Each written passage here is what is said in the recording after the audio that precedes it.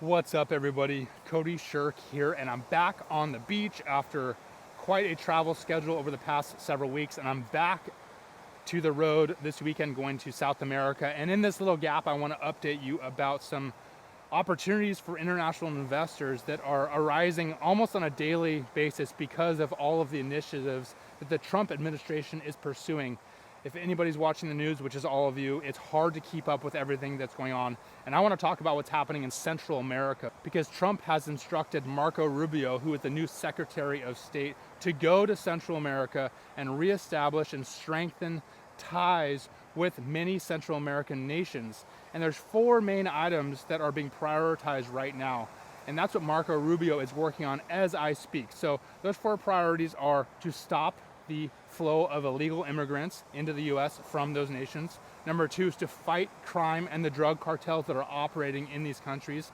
Number three is to counter China. So China has an increased amount of influence on all of Central America and really all of Latin America because the US has neglected relations with all of these nations over the past decade. And fourth, to deepen economic partnerships.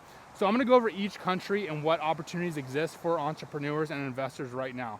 First one is Panama. The most obvious topic going on there is the canal. China has effectively taken control of either side of the Panama Canal, and this goes against the treaty that the US has with Panama. Technically, the treaty, which is from 1977, states that if Panama is overthrown or taken over by a foreign nation, the US has the right to come in militarily and take over the canal. Panama has not been taken over by another foreign nation, but it's a gray area where China is clearly influencing Panama. So Marco Rubio went to Panama to talk with the leaders there, and Panama has agreed to sever ties with China starting in 2027. It's very clear that the US wants to maintain influence in Panama because of the canal, because if a foreign power was to influence Panama or the canal, that puts the US in a very vulnerable position because trade could be impacted significantly with the US not being able to influence how the canal actually operates. So for entrepreneurs and investors, I would expect many opportunities that the US government will support for people to actually operate in Panama, meaning you'll get treated favorably tax-wise. You'll probably get help from the US Embassy there to have your commerce prioritized in their agenda.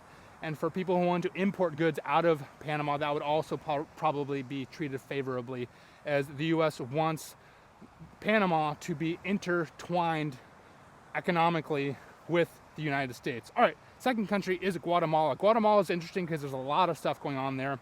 Guatemala has agreed to increase the number of flights by 40%.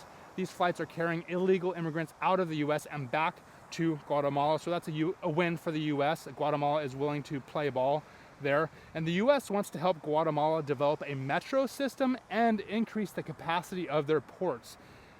Now, China has been doing this throughout Latin America, which is invest in these infrastructure projects, and the US is basically saying, hey, we're going to come in and we'll do this instead of China, but also we want to help you increase the capacity of your ports because we want your manufacturing out of Guatemala into the US, and we want to be able to increase trade. We want to establish deeper ties with you, Guatemala, so we can have a friendlier relationship going forward. All right, the third country, Costa Rica. Costa Rica has been having a lot of cybersecurity problems. That is according to the US Department of State. And the US has committed to strengthening Costa Rica's technology and cybersecurity sector. Specifically, they are willing to harden the Costa Rican 5G network. So if you're an entrepreneur, investor, and have any ties to the 5G network, probably going to be some contracts going down in Costa Rica very soon. The fourth country is El Salvador. Most recently, Bukele has made news because he has offered to house prisoners from the US in El Salvador. El Salvador has famously cleaned up their crime issue significantly and is housing prisoners in a mega prison. And Bukele has offered to house US prisoners. In return, the US has signed an MOU to establish a strategic civil nuclear cooperation. And really what that means is that El Salvador is getting a nuclear power plant, which is great for that country as they will establish a steady and reliable flow of electricity for the nation there. It's important to note that there's a lot of other things going on in El Salvador besides them housing prisoners. It was just the topic that came up in the news recently over the past week.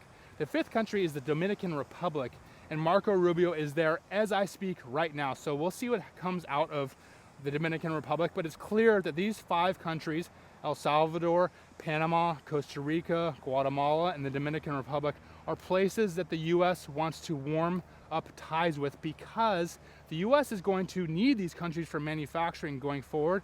And it's also in the U.S.'s best interest if the economies in these countries strengthen, because there'll be less reason for people to leave those countries and immigrate into the U.S. Plus, it's just a good thing. It's a good thing to increase the freedom, the success, and the general economies of countries that are surrounding you. And that's what the US should have been doing for the past several decades, but instead we've been focused on wars and crazy initiatives on the other side of the world.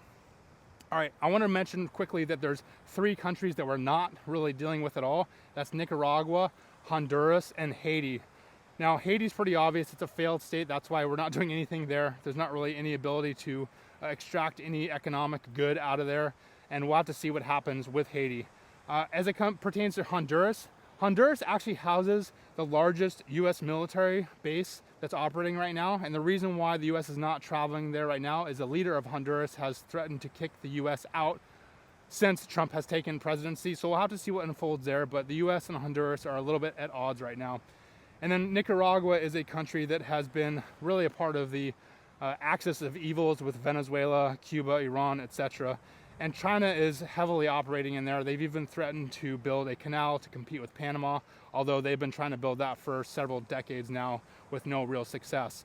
Nicaragua is the largest country in Central America, and you would think, looking at the map, that they're really important, but the U.S. is really not concerned about them right now in terms of establishing economic ties. They're more concerned about having other countries such as China or Iran or Cuba or Russia push more influence and push more power there. So we'll have to see what happens as it pertains to Nicaragua, but in terms of direct investing opportunities for U.S. investors, I don't think there's going to be anything there in the short term. Worth noting, I invested in Nicaragua many years ago in real estate. I will tell you it was one of my worst experiences, and I will probably never be going back to invest in Nicaragua. I'll be happy to surf there, great surf, but I will not be doing any business there.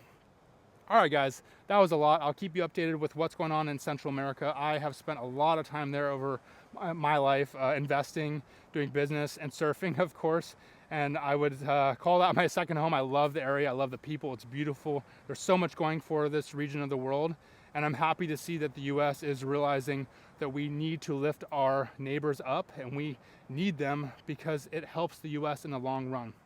All right, enjoy the day, and I will talk to you later. See ya.